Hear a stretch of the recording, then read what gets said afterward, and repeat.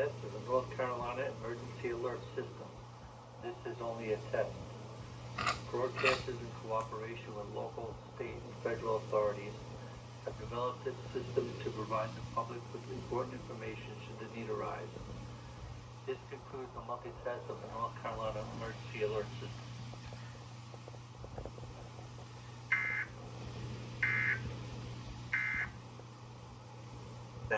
I see my body's too hot. I'm going to take a little break here.